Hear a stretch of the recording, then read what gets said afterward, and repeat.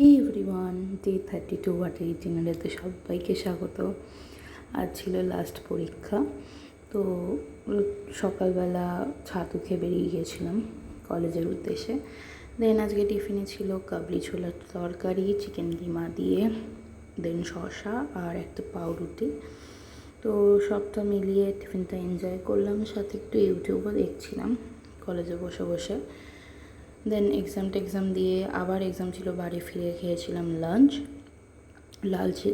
লাঞ্চে ছিল আমার প্রিয় ওল সেদ্ধ খেতে আমার ভীষণ ভালো লাগে, আর সাথে ছিল মাছের ঝোল পেঁপে আলু দিয়ে। তো লাঞ্চটা অ্যাজ ইউজুয়াল খুব ভালো ছিল। দেন বিকেলের দিকে খেয়েছিলাম একটু মাখা প্রসাদ আর অল্প একটু করে খিচুড়ি। মাখা প্রসাদ কার কার ফেভারিট আমাকে জানাবে সবাই।